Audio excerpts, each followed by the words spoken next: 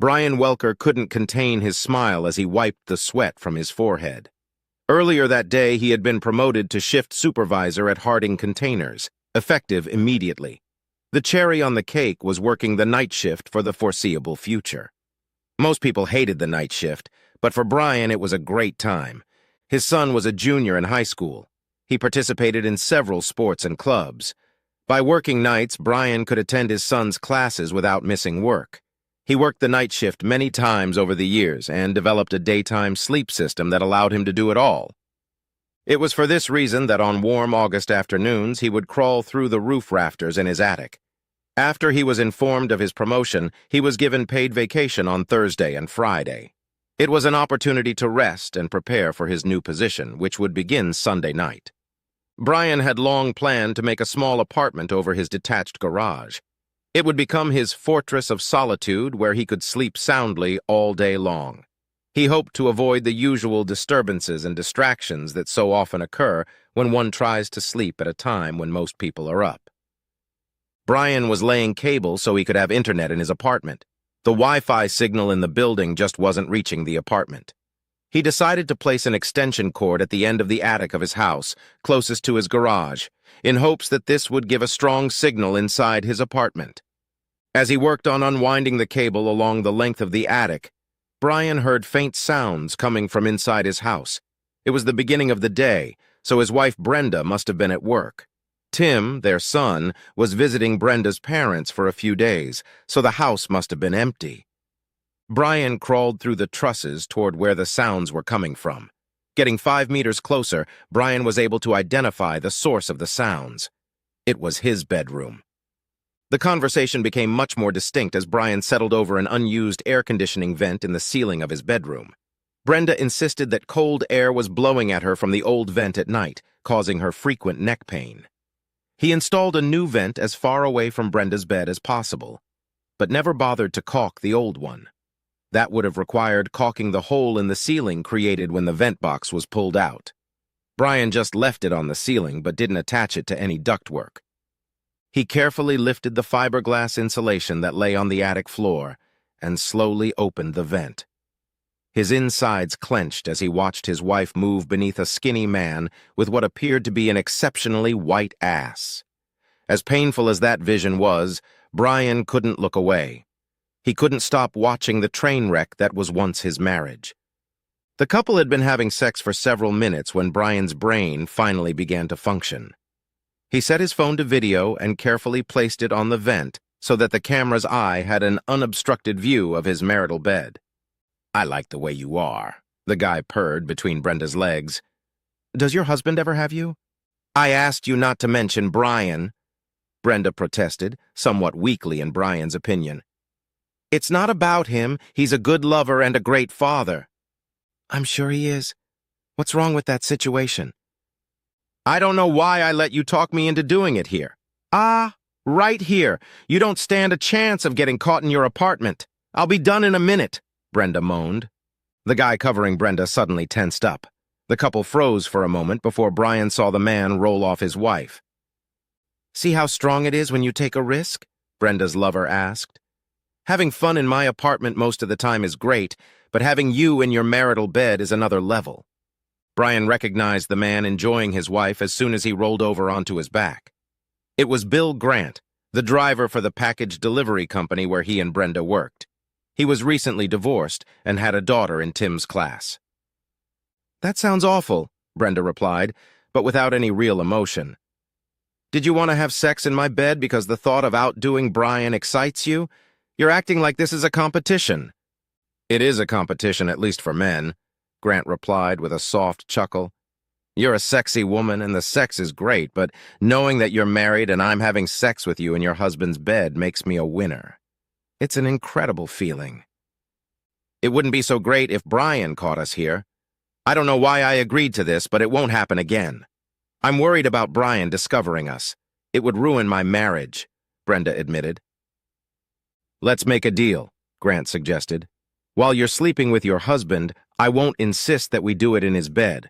Once he's back between your legs, we'll have to go back so I can reclaim my place as leader."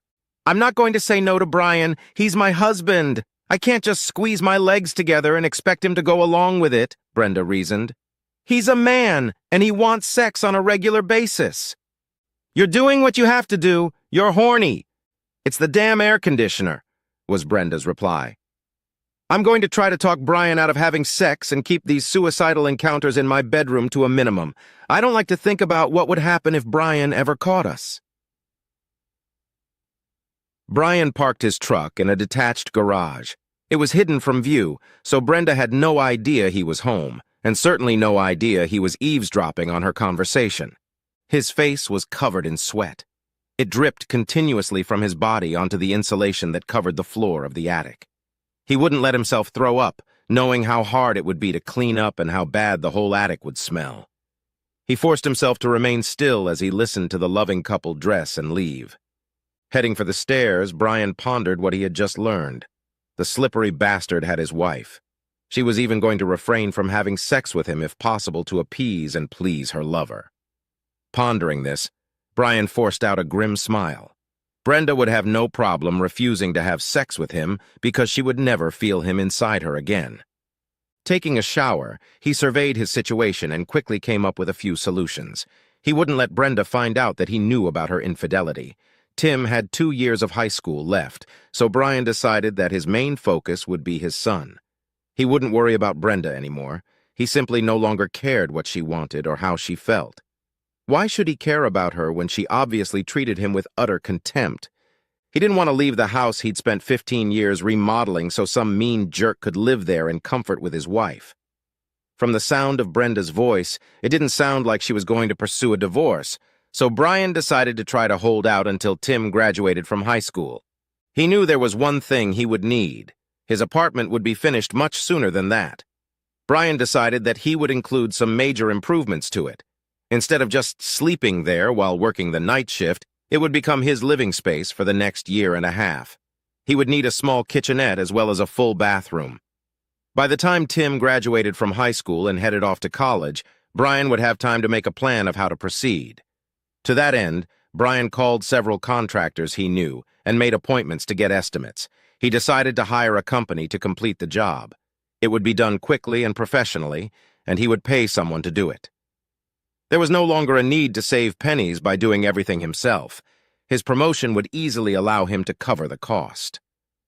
For the first time in his life, Brian realized that his time was more important than money. If he saved $1, half of it would go to Brenda. He was done with his old lifestyle.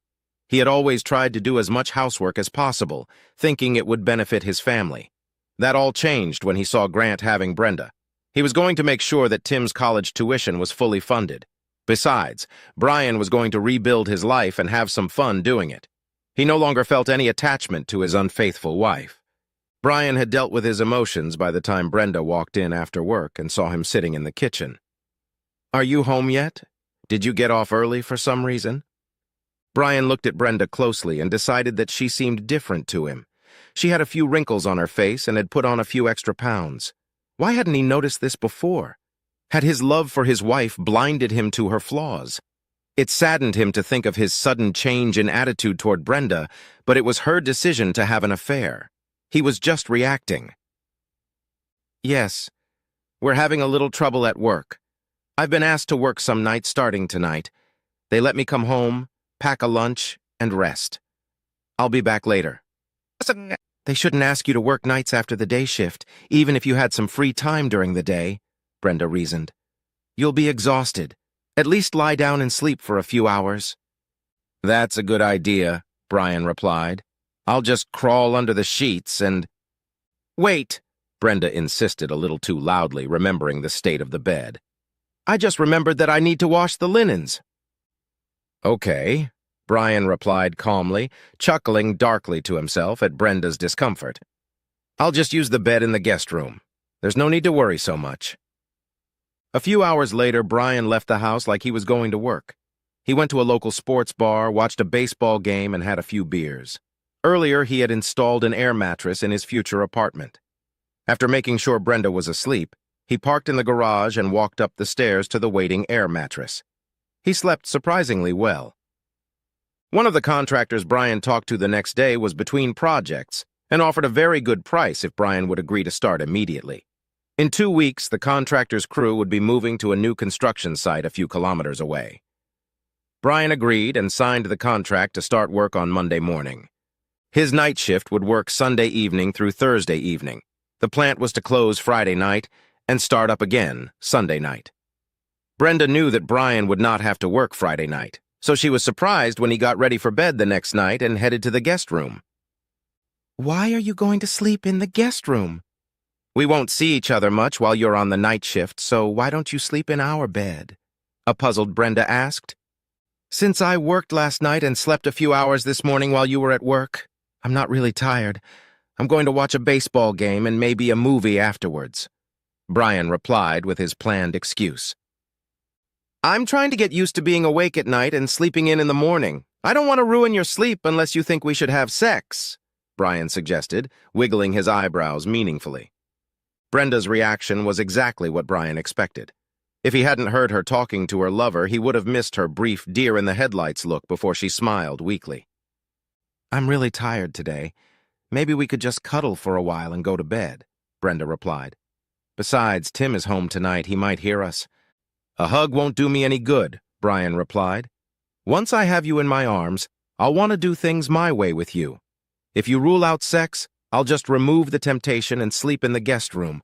You've never worried about Tim hearing us before, so it's just a bullshit excuse to avoid sex. You really don't have to make up anything. I'm not the kind of guy who imposes on a woman." "I know that, Brian. You're right. That was pretty weak, and I'm sorry. I'm just tired, and I'm not feeling romantic. I hope you understand." "I understand it better than you think. Let me know when you're in the mood. If I'm in the mood at the same time, we could get together." "Good night," Brian parried, turning and heading for the guest room, leaving Brenda with a confused expression on her face. On Saturday, Brian played ball with Tim for an hour and then did some yard work. When it was time to go to bed, he walked down the hall to the guest bedroom. Brenda stared at his back and wondered why he was acting so strange. Brian went to work early Sunday evening to prepare for his role as shift supervisor. By the time the production people started showing up, he was feeling pretty good about his work situation. He didn't bother to tell Brenda that he had been promoted to foreman. She had secrets that she kept from him, so he no longer felt remorseful about keeping anything from her. His shift went smoothly. He was well received by those who worked under him. He figured he had a great group of people on his shift. The new position meant more responsibility, but Brian had seen all the problems before and knew how to deal with them. He settled into his job with minimal adjustments or difficulties. Brenda had already left for work, and the construction crew was doing the installation when Brian returned home Monday morning. He spoke briefly with the foreman to make sure they were in agreement with each other, and then went inside. He fell asleep immediately, but was awakened several times by loud noises from the crew working in his apartment, and once by a phone call. And cursing himself for forgetting to turn off the ringer on their landline in the guest room, Brian answered sleepily. "Hello?" "I'm sorry, Brian. Did I wake you up?" his mother-in-law Beverly asked him. "Is that why you called?" Brian barked with some irritation. "You wanted to know if I was asleep?" "No need to show off," Beverly replied. "I just wanted you to know that Bill and I heard you were on the night shift and we won't bother you. If you need us to do anything for Tim while you're sleeping, just let us know." Brian hung up without answering. Unplugging the phone, he pondered how stupid people could be. It took a few minutes, but he fell back asleep. The construction crew completed their work in less than a week. Brian marveled at how the contractor had completed the entire remodel in 4 days. It would have taken him 4 months. Waking up Friday afternoon, he drove to the furniture store and ordered a double bed, a small kitchen table, 4 chairs, and a small sofa. Then he drove to a large appliance dealer and selected a large flat-screen TV, refrigerator, oven, and microwave. By Monday afternoon, his bachelor pad, Brian thought, would be ready for him to work full-time. He grinned, remembering how puzzled Brenda had been when, coming home from work on Monday, she found a crew of men bustling around the detached garage. She had approached Brian as he was talking to the foreman and insisted on a private conversation so he could tell her what was going on. "I had them finish the apartment above the garage," Brian told her. "I want to be able to sleep all day without people barging in on me or calling me. I had it double insulated to keep noise to a minimum. There won't even be a landline phone in there. Since I'll be working nights for a while, I thought it would be a huge advantage to have a place where I could sleep without disturbing you and Tim. You wouldn't even notice I'm around. I won't notice you're around, Brenda repeated. You're my husband and Tim's father. We need to know you're around. I'll go to Tim's baseball practices and games. Then I'll bring him home so he and I will spend a lot of time together. Don't worry about it. We can all have dinner together. I told you a few days ago to let me know when you're in the mood to make some special love, but you haven't taken me up on my offer yet. Are you asking me to scratch your itch tonight? You're being a jerk. Husbands are expected to do more than just have their wives whenever they feel like it. We expect talking and seducing and exchanging ideas as well as problems.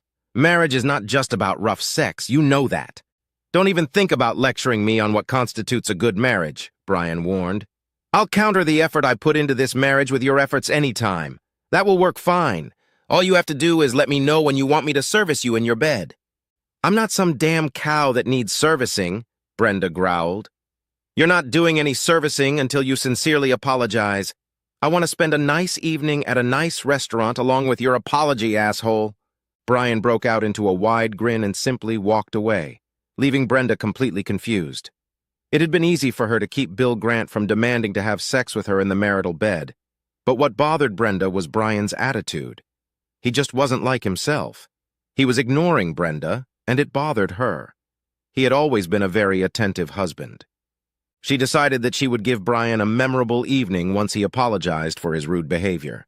She knew he wouldn't be able to go without sex for long. A man can't stop sleeping 2 or 3 times a week and be happy. Brenda was sure he would want what she had. He'd been like that since they'd first met. He was too young to lose interest in having fun. By the following Wednesday, Brian had completely moved into his new apartment. This coming weekend will be a 3-day weekend because of Labor Day. Tim's first year of junior high school was scheduled to start the following Tuesday. How would you two feel about going to the Diamondbacks game this weekend? Brian asked over dinner Thursday night. They're playing the Dodgers and competing for the pennant. Should be a great game. Really? That would be awesome. Thanks, Dad, Tim blurted out. You know I'm not much of a baseball fan, Brenda grumbled. I'm going to pass on this offer. I'll find something to do around the house. I bet you will, Brian said under his breath, but loud enough for Brenda to hear. It's all taken care of. Tim and I will go to Saturday's game. Wow, I can't wait to tell Scooter about this, Tim blurted out. He's going to be so jealous. He's a big Dodger fan. He used to live in Los Angeles. Why don't you invite him along? Brian suggested it. Baseball is more fun to watch with friends, especially if they're fans. I'll call him right now. Thanks, Dad, Tim answered excitedly and ran to get his phone. You certainly made Tim happy, Brenda remarked. Baseball is a great way to bond with boys. Horace is a nice, polite young man. Holy crap! Is his real name Horace? Brian asked, shaking his head. No wonder he has a nickname. What kind of parents would name a boy Horace unless they hated him? Tim told me that Horace's father died of a brain aneurysm 2 years ago, Brenda continued, defiantly ignoring her husband's comment about the boy's name. He and his mother moved here this summer to be closer to her parents. They are old and in poor health. I'll just call him Scooter and pretend I never heard his real name, Brian announced, just as Tim burst back into the room. Scooter's mom said he could go, announced an almost giddy Tim. This is going to be great. On Saturday afternoon, Tim parked his truck in the driveway of a nice ranch in a nice neighborhood. Before he could stop, Scooter was already running out the door. He jumped in next to Tim as soon as the pickup was securely parked. Mr. Welker, Mom says she wants to meet you before we leave. I think she wants to make sure you're not a serial killer, Scooter suggested. I'm sorry about that. No problem, Brian replied as he got out of the truck, walked up to the house and rang the doorbell. The door was opened by a slender, rather unassuming woman about Brian's age. Throwing what appeared to him to be a quick glance, Brian determined that her legs were her best feature. They were muscular and perfectly shaped. Her jogging shorts gave him the opportunity to admire them. Her stomach was flat while her breasts barely pushed the top away from her torso. My legs look pretty good compared to the rest of my body, don't you think? Scooter's mom asked, much to Brian's embarrassment. Well, yeah, Brian agreed, as soon as he saw the smile on the woman's face. You have a great pair of legs. Do you think I should let my son go to a baseball game with a man who looks at every woman he sees? Challenged the boy's mother. I'm trying to raise a gentleman. Brian saw the laughter in the woman's eyes. He decided to play along with her. You're actually asking if you should let your son go out with a man, since ogling women is the best part of being a man, Brian replied with a chuckle. He needs to learn to appreciate the weaker sex. I'll show him what to pay attention to and how to do it. I certainly hope you'll be less conspicuous during these life lessons you'll be giving Horace, objected the still smiling woman. The first thing I'll teach him is to punch anyone who calls him Horace, except his mom, of course, Brian joked. I see. My son will learn to be cruel to people who address him by his first name, as well as to appreciate a woman's legs. Does that explain it well enough? Not even close, Brian replied. I'll show him the fine art of sneakily appreciating asses and breasts. It's important that he get a well-rounded education and not get completely fixated on any one piece of female jewelry.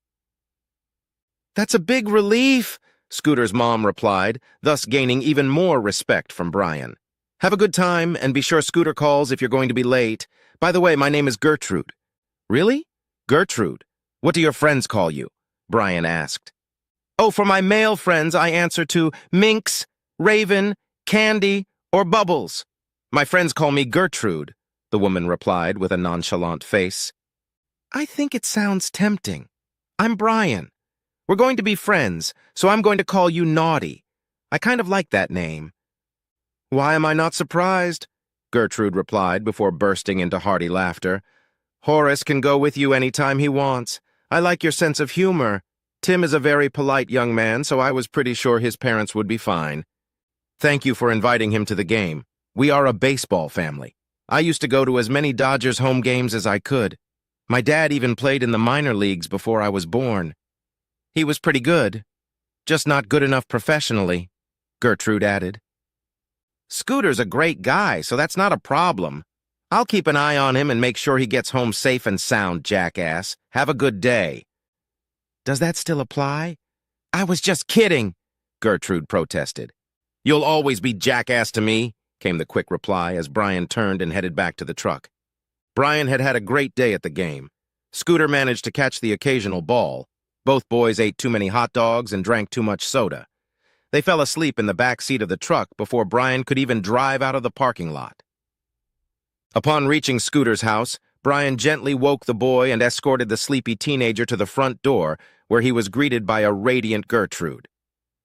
He probably ate too many hot dogs and sodas, Brian admitted. Of course he did. He was at the ball game, Gertrude replied. Thanks so much for picking him up and bringing him back safe and sound. It was my pleasure. Scooter's a great guy, Naughty, Brian parried. See you at the boys' games. Brian had gotten used to the routine, which worked out well for him. He would come home, have a light breakfast, and then sleep from 9 to 3. With the extra soundproofing and thick curtains on the windows, he usually slept soundly. Brenda sometimes complained that he always slept in his man cave, even on weekends. She left the subject alone as soon as Brian asked if she needed his services. Brian decided that she was really worried that Grant would insist on having sex in her bedroom and she would get caught. That was perfectly fine with Brian. It indicated that she wasn't going to ask for a divorce at this point. His goal of staying married until Tim graduated from high school seemed achievable. Since he was a foreman and getting less exercise, Brian bought a home exercise machine that was advertised as a full-body workout. To his pleasant surprise, it worked as advertised as long as he was diligent in its use. He attended all of Tim's baseball practices, and soon the coach had him working with a few kids on the sidelines while the coach ran drills with another group of players. Tim was a pretty good player and was showing signs of improvement, but Scooter was a real surprise to Brian. He had shown some talent early in the season, but was tentative and timid. Brian worked with him as much as he could. They even spent a few hours on weekends practicing at a local park. Brian decided that since he wasn't having sex, he might as well relieve the tension by playing baseball with the boys. As Scooter's confidence grew, his level of play increased dramatically. By mid-season, Scooter was fielding ground balls and playing shortstop at a high level. Tim was the starting center fielder and was batting third. Brian was extremely proud of both boys' accomplishments. One thing that Brian couldn't help but notice was the attention that some of the children's mothers were starting to give him. For some reason, his jokes actually made them laugh. His efforts with the children were constantly praised. A few of the mothers would bake something for the team, but they always made sure he got a piece, no matter what it was. Tim's friendship with Scooter and the time Brian spent with the boys naturally led to Gertrude and Brian spending time together. Brian thought of her as an intelligent friend with a great sense of humor. He decided to ask Gertrude if she had noticed the increased interest his mothers were showing in him. "I may be a little out of line, Naughty, but I have to ask you a slightly personal question," Brian began. "Almost a size 2, was Gertrude's quick reply. "What? I didn't ask that," Brian admitted. "When men preface a question to a lady by saying it's personal, don't they usually ask her about her breast size?" "Well, yes, that's usually true," Brian agreed with a chuckle. "In this case, I was going to ask if you've noticed that some mothers have started treating me differently in the last couple weeks. Don't you think they seem a little friendlier lately?" "Well, aren't you Mr. Observant?" Gertrude parried. "You really don't know what's going on, do you?"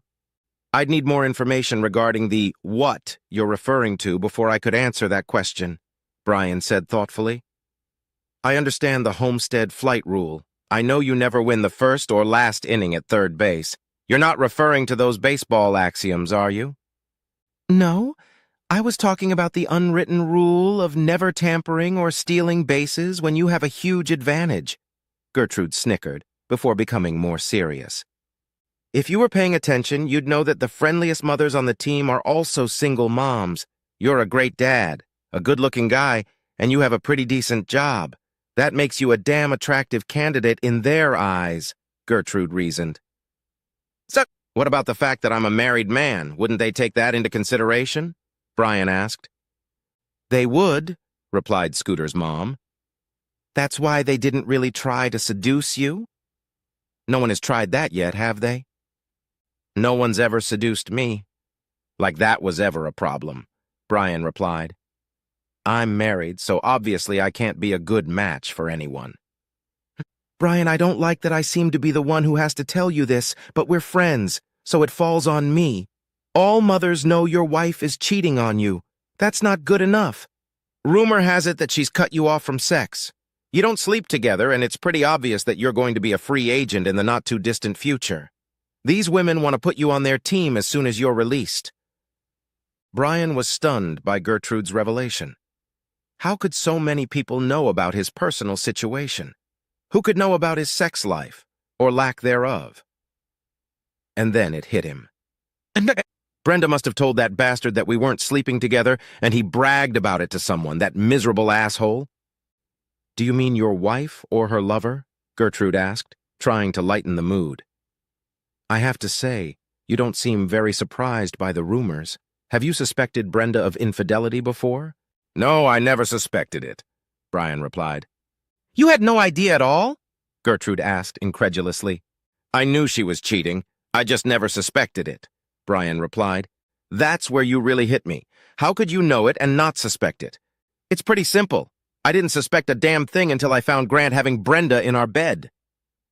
In a matter of seconds, I went from knowing she was cheating on me to certainty. I had completely stopped being suspicious." "This revelation raises more questions than it answers," said his confused girlfriend.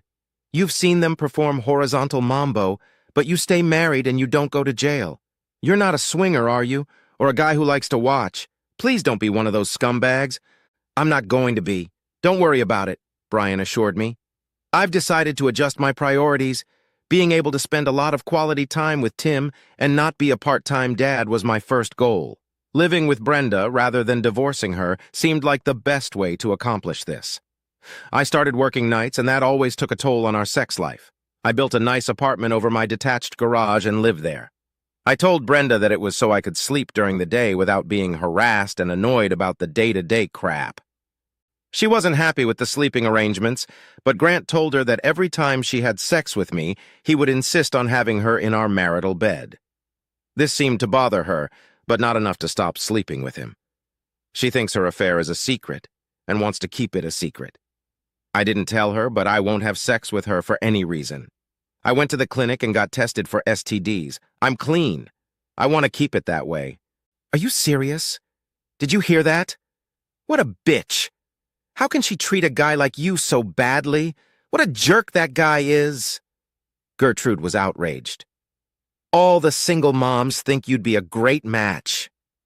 I think you may have an inflated opinion of my desirability. I've never been a matinee idol. I have a really good job, so maybe it would help me look better in the eyes of some of the more desperate women, Brian suggested. Are you kidding me? Look how handsome you are. You have a wonderful smile, Gertrude pointed out. You're strong, kind, smart, and great with kids. If I wasn't so unattractive and flat-chested, I'd have thrown my hat in the ring by now along with my full-cup bra. I think, I better shut the hell up. Thanks for being a good enough friend to tell me what people say and think, Brian replied, frowning. I didn't realize that everyone knows I'm a cuckold. It's pretty embarrassing. I can't make my own wife happy. I'm a world-class wuss. You're a good man who wants to be a good father to his son. You're strong enough to take this shit, so you can have a great relationship with Tim. Horace thinks you're pretty cool, too. Who? Brian asked. You must feel better if you can tease me with Horace's name, Gertrude remarked with a smile. Naughty girl. You're a great friend. You didn't let me stick my head too far up my ass. I just hope Tim doesn't find out. That horse has either left the stable or is damn close to it, Gertrude informed. Horace says Tim knows something's wrong at home. You're largely avoiding his mother. He's bound to hear something when so many people know about it. Do you know what worries me? Gertrude added. Scooter is in love with Heather Grant. How awkward is that for him and for me? She's a nice girl. She has no idea what a pathetic jerk her father is. I'm just glad Tim isn't the one sniffing around Heather, Brian stated. What a mess that would have been. I should be glad for small favors. Scooter told me that Tim is very interested in Holly Ingram, but that shouldn't surprise you too much. She comes to every game and cheers his every move, declared a smiling Gertrude. Yes, I've noticed her hanging around. She seems like a nice girl. I knew her dad and uncles in high school, Brian recalled. They're a nice family. 2 nights later, Tim's team was playing in the first round of the district championship. Brian realized that as game time approached, he was probably more nervous than Tim. It didn't help that the usual 3 single mothers were determined to get his attention. Norma Wilson was wearing a top that exposed a good portion of her lush breasts. She was constantly finding reasons to lean over to Brian to pick something up or look for something. Brian had to admit that her cleavage was impressive. Brandy Dorn kept her breasts covered, but in a very tight sweater. Her slim waist and flat stomach emphasized the allure of her full, firm breasts. She kept asking Brian questions about the team and the players. Jillian Patterson was less subtle. For some reason, she had to stand close enough to Brian to rest her impressive breasts against his arm or side. Gertrude smirked understandingly, handing him a soda and a hot dog before returning to her seat on the first base side of the diamond. Brian noticed that all 3 ladies had found some reason to leave his entourage, all at the same time. He thought it was odd until he heard a familiar voice behind him. I thought I would join my husband this afternoon to watch my son play. I didn't realize I'd have to wade through so many groupies to get to him, Brenda remarked, louder than necessary. What's going on, Brian? The game hasn't been announced yet, but Tim looked pretty good at batting practice, Brian replied, trying to dodge the question. Nice try, Brenda snapped back. Why were those women hovering around you like flies over shit? Good thing you're not allergic to silicone. If you're asking me to explain how the female mind works, you're out of luck. I have no idea, Brian admitted. I'm even surprised you're here. My son is in an important game. I'm here to support him. Obviously, there are other mothers here. Obviously, some of them aren't just here for their kids. You've been too busy to come to the games, Brian remarked. How did you manage to dodge your obligations today? Brenda glanced at her husband when he mentioned her commitments. She wondered for a moment if he was hinting at something. As soon as the thought crossed her mind, she immediately dismissed it. If he had any suspicions, he'd be much angrier and much more confrontational. The only thing she knew about Brian was that he would never put up with her cheating. If he knew, he would let her know it in the most obvious way possible. I've carved out some time. This game is important to Tim, which makes it important to me. I haven't seen much of you since you left for the night shift, so I thought it would be nice to spend some time together cheering Tim on, Brenda reasoned. As Brenda and Brian sat down in the bleachers, she noticed that there were several other mothers watching her, and they didn't seem so friendly. Brenda thought about it for a moment. What could she have done to piss off the other mothers? This was the first game she had ever attended. She had no other form of interaction with any of them, so she couldn't think of any reason why they might dislike her. Brenda then noticed Gertrude sitting off to the side. As usual, she didn't manage to stand out in any way, although Brenda noticed that her hair was professionally styled and her legs looked good in her shorts, which were perhaps a little short, especially considering the cool afternoon temperature. The game began and Brian's attention was drawn to the playing field. The first two batters struck out before Tim even entered the batter's box. Brenda was concerned for her son when she saw how fast the first pitch was and how close it traveled from his head. The second pitch was low and away from Tim, but he connected reliably and threw the ball to first base for a stand-up double. The next batter was Scooter. Brenda noticed that he seemed older, stronger, and more confident than last summer.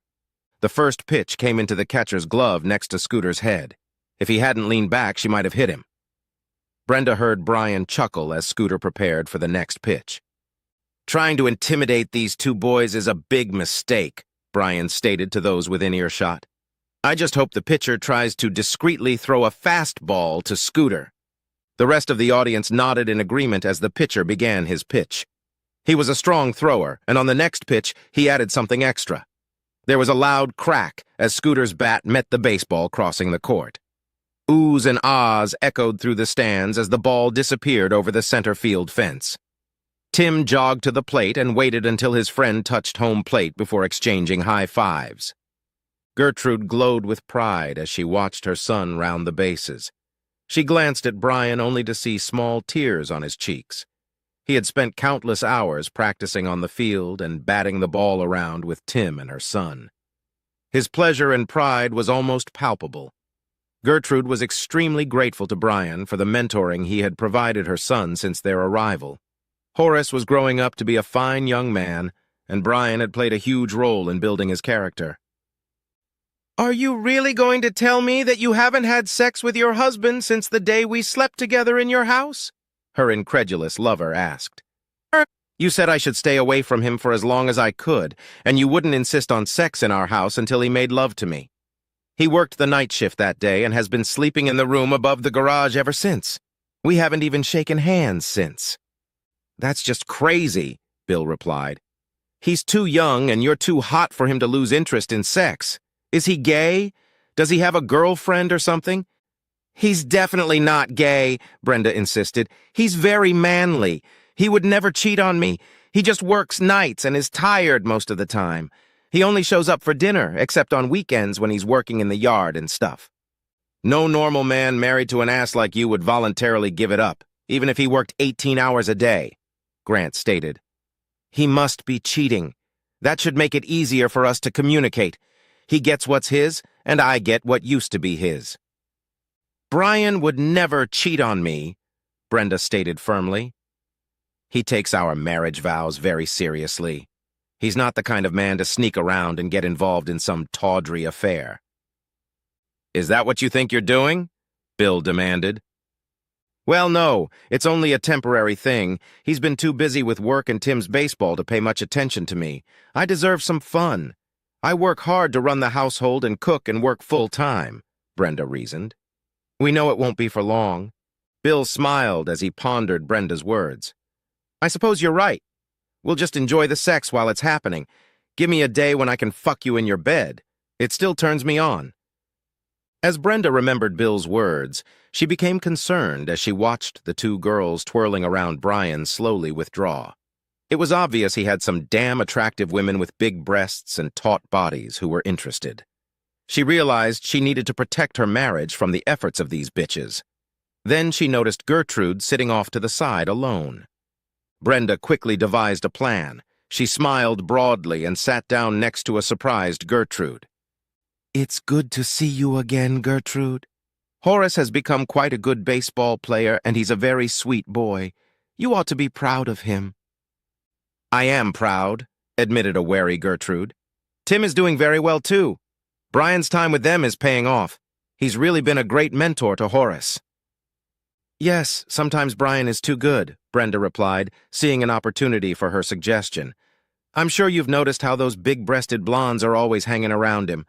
I was wondering if you could help me out.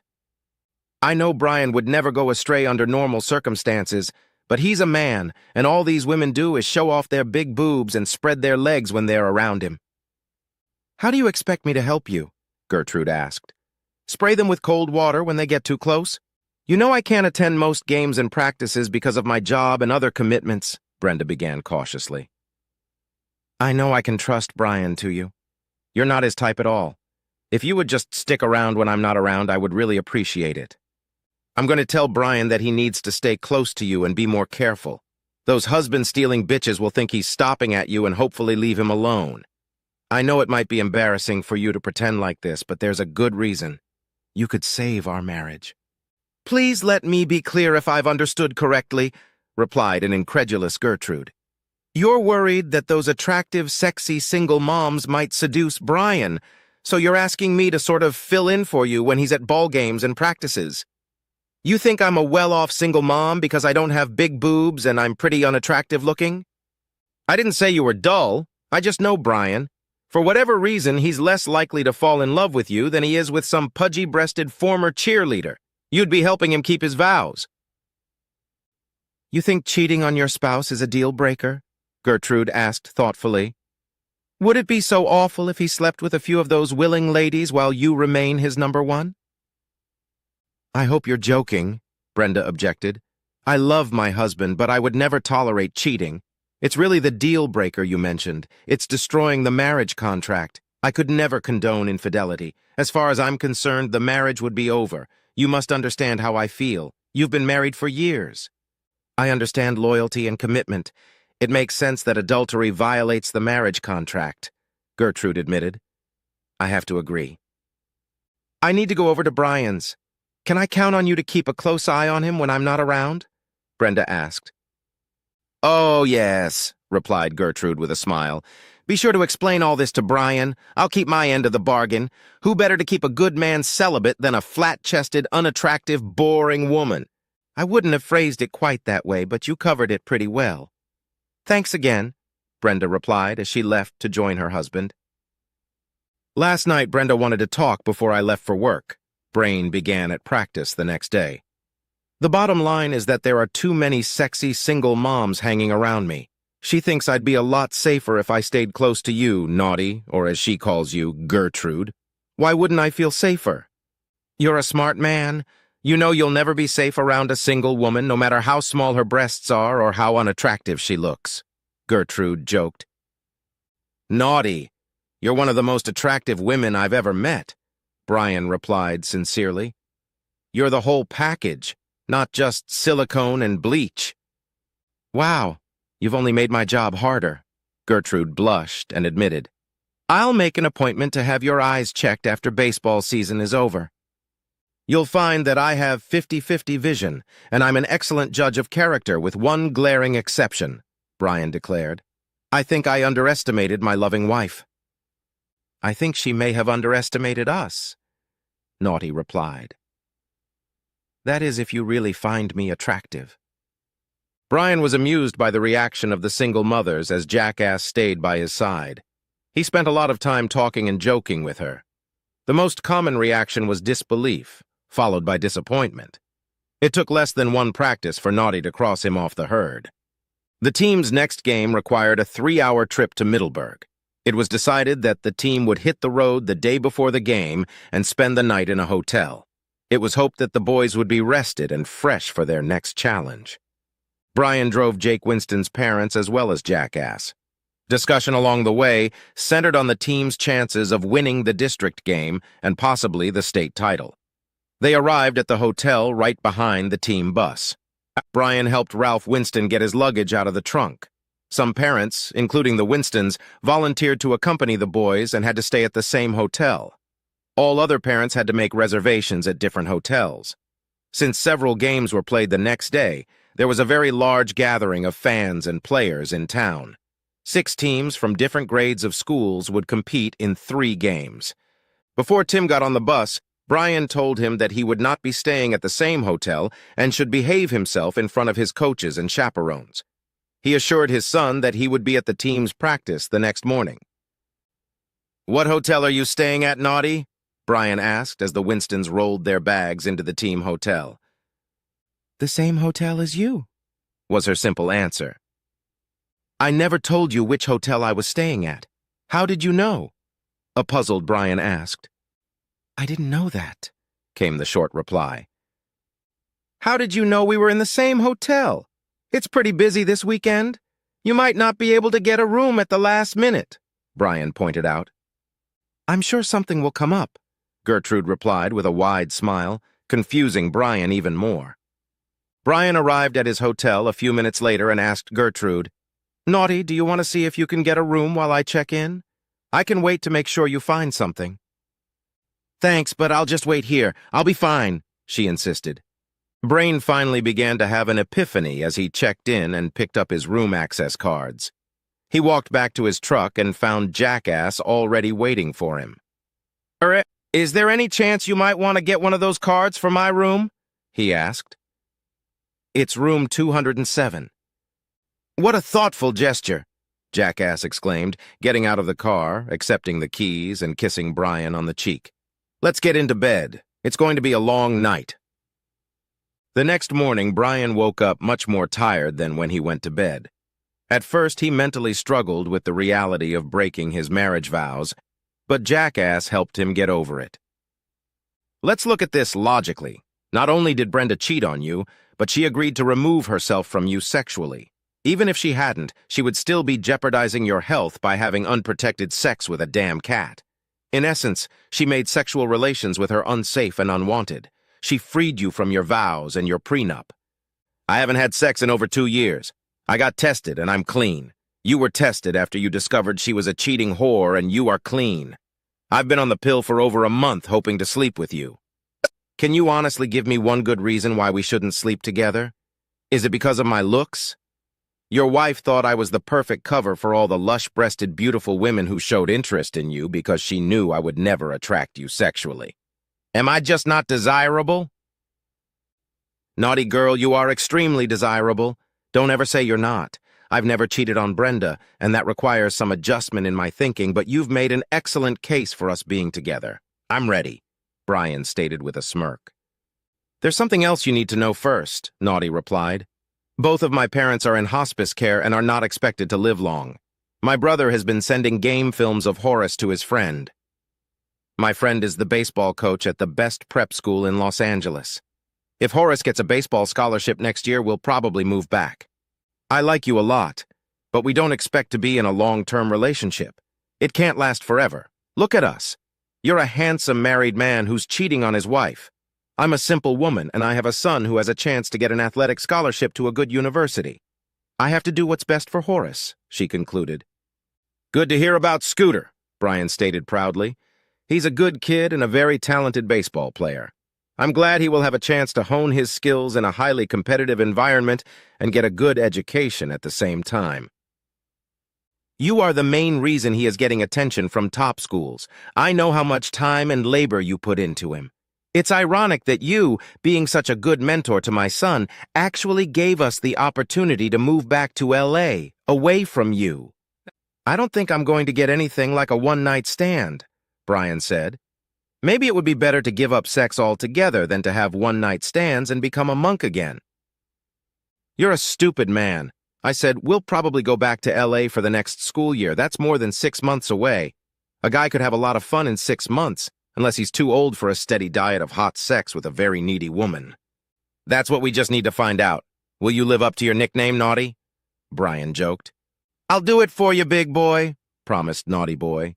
When you need me, just whistle and I'll teach you how to whistle. I've always been told that my whistling is quite respectable, Brian quipped. Then you're doing it wrong, Gertrude retorted. The baseball team won the state championship, and Scooter received a scholarship to attend a prestigious California prep school. Both of Gertrude's parents passed away just before Thanksgiving, a week apart. Brian and Tim attended their funeral. Brian met Gertrude's brother and liked him immediately. Brian, meet my brother Dexter, Gertrude introduced him. Dexter, this is Horace's baseball coach and our good friend Brian. Holy crap, Brian exclaimed. Your name is Dexter? That's right, agreed Gertrude's brother. Only Gertrude and my parents have ever called me Dexter. I answer to Grim the same way everyone else does. What do you call my sister? I call her Naughty, but don't ask me why, Brian insisted. I don't think I need to ask, Grim replied with a laugh. Brian spent Thanksgiving with Brenda and Tim at her parents' house. For the first time in months, Brian caught himself getting ready to go to bed with Brenda. They had always stayed over Thanksgiving night, and Brian couldn't think of a good excuse to change that tradition. Brenda took her time undressing in front of Brian. He tried to restrain his reaction. Brenda was a very attractive woman with a nice, trim body. It's been a long time since we've slept together, Brenda murmured. You must be in need of love by now. Make love to me. Brian felt awkward about his next comment, even as he replied, Are you finally admitting that you need proper maintenance? I knew you'd break down. I'd be happy to please you and put a wide smile on your face in time for the holiday. You miserable bastard, you won't get any women for years to come with that fucking attitude, Brenda growled. What's wrong with you? You can just forget I ever thought about letting you even touch me. Okay, was Brian's only response as he rolled over so that his back was to Brenda. He didn't overemphasize his comment, even though it was out of character. It did accomplish his goal, which was to avoid sex with Brenda. However, Brian did regret that his marriage had disintegrated to its current state. Brenda was bothered by Brian's snide remark, which made it hard for her to sleep. Lying next to him, she wondered if he knew about her affair, or if he was just feeling unhappy because they hadn't had sex lately. She decided that she would have to discuss it with Bill. He needed to forget about having sex with Brenda in her marital bed if she was having sex with Brian. This statement caused her to avoid her husband and say no to him, which could eventually make him suspicious. It could have destroyed her marriage. Brian had a routine that he followed when he worked the night shift. He went home, ate a small breakfast, and went to bed by 9 a.m. Often he would be awakened around 2 in the afternoon by Naughty crawling naked into bed with him. They would make love for an hour before she left to be home when Scooter got home from school. Baseball was over for the season. This allowed Brian to shower and shave when Tim got home from school. Brian often took a nap in the evening before leaving for work. All in all, things worked out well for Brian and Naughty. One evening in early December, Brian got a call from Tim shortly after coming to work. Dad, Scooter and I are out with Heather and Holly in Heather's car. You said we could be out until midnight because there's no school tomorrow. We have a problem. Heather was driving her mom's car. We have a flat tire and no spare tire in the trunk. We're stuck on D Street, and I'm a little worried. I see some guys down at the arcade, and they're looking in our direction. You broke down on freaking D Street? At the goddamn arcade? Brian swears out. We'll discuss this later. Heather is driving that Corolla? Yes, it's a 2017 Corolla, Tim answered quickly. I'll find a wheel and tire that fits it, and I'll be right there. Keep your doors locked and call the police if you have any problems. Take care of those girls. Brian slipped his phone into his pocket and headed for the production floor. He quickly found the man he needed. Gus, you're still driving that Corolla, aren't you? Brian asked the bearded man operating the forklift. I need an inflated tire that fits your car, and I need it right now. While Brian was talking to Gus, another thought occurred to him as Jack Reynolds walked by. Jack was Holly's uncle. His younger sister was Holly's mother. Jack, my son, and a few friends were stuck on D Street with a flat tire and no spare. Holly is with them. I grab an inflated tire from Gus and head over there. I'd appreciate it if you'd come with me. I have a real spare tire, not some fucking donut, Gus stated. Let's take my car and go over there right now. Jack, Gus, and Brian immediately headed for the door leading to the parking lot. They were concerned about the kids being in this part of town late at night. It was not a good place for good kids, especially teenage girls. Brenda lay in bed, enjoying the warmth she always felt after fiddling with Bill. His cell phone rang and he glanced at the caller ID. Damn it, it's Heather. I have to answer this or she's going to beat the shit out of me for ignoring her. Brenda could only hear one part of the conversation but was concerned about what she overheard. What the hell are you kids doing in there? Well, that's too bad. Those boys are old enough to handle a little problem like this. Call AAA. It's not my fault your mother's too dumb not to keep a spare tire in her car. What was all that about? Brenda asked as soon as Bill cut the connection. Nothing to worry about, was Bill's reply, as he reached out and stroked Brenda's firm breasts. Heather has a flat tire, but she's calling AAA to get it fixed. Several young hoodlums were hanging around Heather's car when Brian and his friends pulled up right behind her. Brian quickly got out of the car and pulled a jack and tire iron out of Gus's trunk. Gus brought the spare tire and Jack knocked on the driver's side window and gestured for Heather to lower it so he could talk to her. You guys sit tight until we change the tire. If these assholes cause any trouble, we'll take care of it. Holly, you're going to have to explain to your mother why you're even here on D Street. Brian moved the jack behind the flat rear tire and slid it under the frame. He twisted it until it rested tightly against the frame, then moved in front of the tire to loosen the lug nuts. The apparent leader of the group of tough guys approached Jack as Brian worked on the tire. You're on our turf here. You need my permission before you mess around with this car. Before Jack could respond, Brian abruptly swung the tire iron around and cracked the guy in both shins. The man fell to his knees and then rolled on the ground, rubbing his shins and cursing the blue streak. Brian grabbed the punk by the scruff of his neck and dragged him face down to lie down next to the flat tire. He then sat the man on his back and proceeded to unscrew the nuts. The two closest gang members rushed toward them, obviously intent on pulling Brian away from their incapacitated leader. Jack struck the first one in the side of the head, and he collapsed like a man. As Gus stepped forward, the other guy backed out of his reach. Lift the car up a little, and I'll take this tire off, Brian told Jack in a calm voice. Jack continued to crank the car higher and higher, while the gang of thugs shouted insults and curses at the men. Every now and then, the guy under Brian would try to twist out from under him, but Brian would grab the man by the greasy hair, lift his head a few inches, and sharply press it back against the sidewalk. It only took 2 lessons before the man on the ground decided to stay still. Brian unscrewed the lug nuts and removed the flat cover. He took the serviceable tire from Gus and put it in place. Once he had tightened all the tabs tightly, Jack lowered the car. All 3 men seemed oblivious to the thugs who taunted them as they worked. Brian tightened the lug nuts and stood up. He accidentally kicked the leader in the balls as he was about to step over him.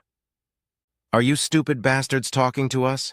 Brian asked, walking over to the gathered gang members and tossing the tire iron carelessly from hand to hand.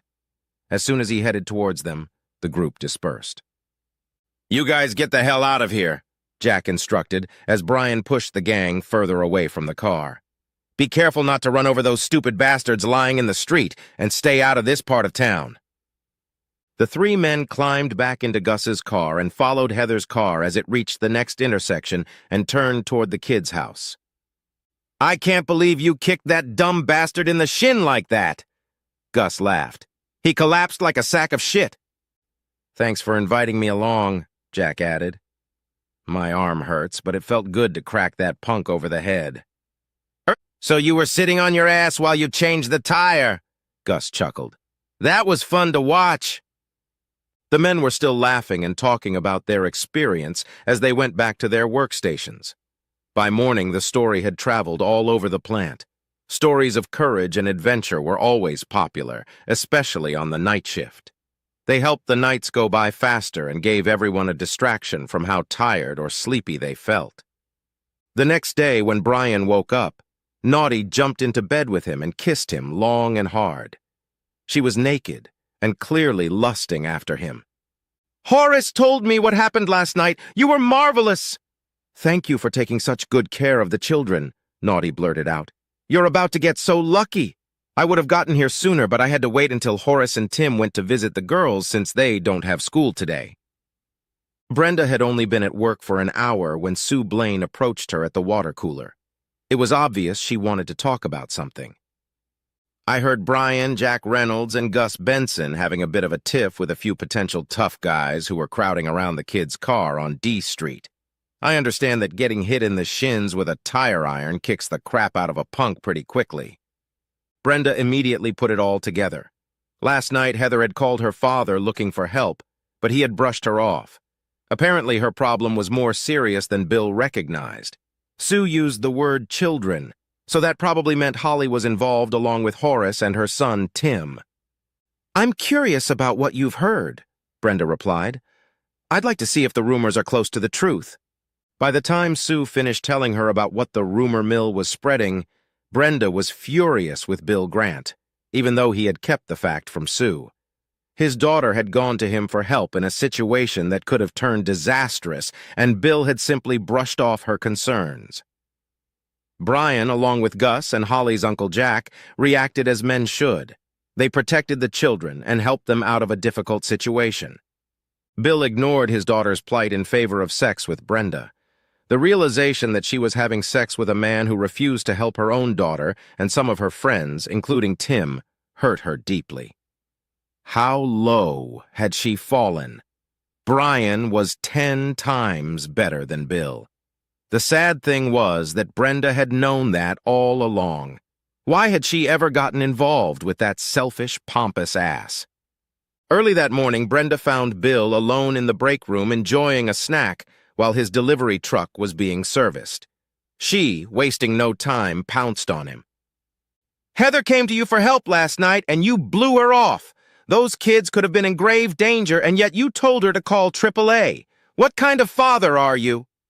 "It all worked out," Bill answered cheerfully. "Your husband and a few of his buddies saved the day, so what's the problem?" "Brian reacted like a real man. You turned your back on your daughter." "That's the problem. My son was in that car.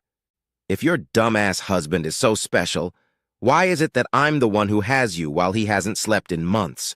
Bill asked with a chuckle. "You're a pathetic motherfucker. Being a man has nothing to do with the size of your dignity," spat out Brenda. "He's more of a man than you'll ever be." "As far as I'm concerned, I beat that wuss in everything that matters," Bill replied before taking another sip of his soda. "That's it," Brenda announced. "It's over between us. Don't ever try to talk to me again. I don't want anything to do with you." "Whatever you say," was Bill's calm reply. "There are plenty of married women in the world looking for a big one like mine. If you change your mind, you know where to find me. I'll still fuck you if you ask nicely." Brenda burst into tears and ran out of the room. She was cheating on her husband, disrespecting him, and risking her marriage and family for a petty, selfish sociopath. She only hoped Brian would never find out how stupid she had been. With that thought, she realized she had a lot of catching up to do. Shalunya had just brought Brian to a violent climax when she heard a sniffle from behind her back. Surprised, Jackass turned around and found Brenda watching her with tears streaming down her cheeks. "How could you do this to me?" Brenda exclaimed. "I trusted you both, and you do this." "I'm just doing what you asked," Naughty replied, reaching for her clothes and starting to put them on after she pressed a finger to Brian's lips, ordering him to be quiet. "You wanted me to keep those busty blondes from launching their claws at Brian. I sacrificed my body to accomplish your goals." "I didn't want you to sleep with him, and you know it," Brenda replied as anger began to crowd out her tears. "I can't believe Brian could cheat on me like that, and especially with some skinny bitch. I know it's hard to stomach the fact that Brian and I are facing freaks, but there's no reason to be insulting," Jackass reasoned. "Your poor husband was ready to explode. I'm just helping relieve the pressure he was putting on me." Bill Grant didn't want you to have sex with your husband, so Brian had to go to someone. Luckily, I was in the right place at the right time. You can thank me for helping you turn Brian off so completely and making Bill happy. By the way, where's Bill? Is he in your bed?" "You know about Bill?" Brenda exclaimed. "Well, yes," replied Naughty. "I think most of the free world knows about Bill. You've been sleeping with him for months now. He promised you that he would have you in your marital bed every time you had sex with Brian, so you stopped having sex with your own husband. Fortunately, Bill was able to fill the resulting void. Pun intended. If Brian knew, why didn't he say anything? Why did he let Bill and I sleep together for so long?" Brenda asked, tears streaming down her cheeks. "You're a smart girl. What would most men do when they discovered their wife was a cheating whore?" "He'd get really angry and yell at me. Then he'd probably divorce me," Brenda added when the reality of the situation became clearer. "That sounds about right. What's going to happen next? Will Brian and Tim be able to stay here while you move in with Bill?" Naughty asked calmly. "I wouldn't move out of my house. I wouldn't give up Tim either. If Brian wanted a divorce, he'd have to move out. He'd have to pay alimony and child support. Tim would stay with me," Brenda concluded. "Exactly what Brian envisioned," Naughty agreed. "Suppose that staying close to Tim and being the best father possible was his first goal. How would he accomplish that goal?" "By not divorcing me," Brenda answered quietly. "He stayed here for Tim, not for me. He found out about me and Bill and basically divorced me, just not legally. We've been living as a divorced couple for months now, haven't we? I was just too damn stupid to realize it." "In your defense, Bill helped you overlook that your husband was long gone emotionally. I'm just a skinny bitch who showed up after you screwed things up. I helped Brian heal. I told Bill that it's over between us. I never want to see him again," Brenda declared. "Was that after he refused to help his daughter out of a bad situation last night? You didn't have much choice, did you?" Naughty asked rhetorically. "Even cheaters have some expectations and some limitations." "Are you and Brian going to live together now?" Brenda asked, wiping the remaining tears from her eyes. "Honestly, we're quite happy with what we have. Horace and I will be moving back to Los Angeles before school starts in the fall," Naughty admitted.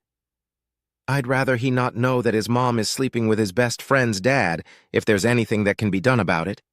When it's time for me to leave, I'll probably help Brian pick out a new girlfriend if he'll let me. So, you see, I didn't steal your husband like other mothers hope to do. We're temporarily enjoying each other's company almost as much as you did with the asshole." "What if I don't let it go on? He's my husband! You have no right to sleep with him," Brenda insisted. "You gave me that right as soon as you decided to spread your legs for Bill Grant," replied Naughty. "That pretty much freed Brian from any obligation he might have had to you. He and I are exceptional people. We can trust each other if you can imagine such a thing." "I told Brian that he can't have sex with you or anyone else if he wants me around," Naughty added. "Who knows what other whores Bill Grant slept with or what diseases he might have had? You could have all sorts of disgusting shit festering in that nasty thing." Brenda cried again as she pondered the statement of the woman she knew as Gertrude. Could Bill have slept with someone else on the side? Of course he could. Brenda was no longer under any illusions as to what kind of man Bill Grant was. She needed to get herself examined as soon as possible. "What's going to happen now?" Brenda asked fearfully. "Let's just keep it that way. I'll come in and wake Brian up as often as I can. You keep working late and avoid him as much as you can. I think this will work just fine. If it ain't broke, don't fix it," Naughty replied. "I'm not going to do that," Brenda stated emphatically. "You're leaving in a few months. I'm going to stay here and show Brian what a wonderful wife I can be. He won't need your skinny ass." "Except that he knows my skinny ass is loyal to him while your round ass is out there somewhere, waiting to be patted by anyone," Naughty objected. "Basically, I control your sex life, or at least your sex life with Brian. I won't let him anywhere near your disgusting cesspool as long as we're in a relationship. I don't want to risk getting sick, and he doesn't really want that either." One thing I've learned, albeit too late, is that a relationship is so much more than sex, Brenda stated with false bravado. In fact, sex without love or commitment is really quite humiliating. I'll do what a wife should happily do for her husband while you just have sex with him. Think about it. Okay, replied Naughty. I have thought about it. Let's do this. You cook a great lasagna and meatloaf for the guy, keep the toilets clean, and wash his boxers. We'll see who's happier. Brian, I have to tell you how ashamed I am and how sorry I am for disrespecting you. Can you ever forgive me? Brenda pleaded. How could he ever trust you again? Varmint asked. He might forgive you someday, but how the hell would you ever regain his trust? That's always been an obstacle that cheaters face. I suggest you try to enjoy the next few months while you're still Brian's wife, at least nominally. Realize what you've sacrificed for a stranger and learn your lesson. Brian doesn't want to destroy his family while Tim is in school. That will give you about 9 months after I leave to do everything you can to get him back. When Tim graduates, Brian will probably kick your ass to the curb, Naughty predicted. Brian, why are you letting her speak for you? Brenda asked. I'm not just his mistress, I'm his best friend, replied Rascal. While you were whispering sweet nothings in Bill's ear, Brian and I were having our own conversation in bed. I promised to deal with this particular situation if and when it finally arose. Could you please leave us alone now?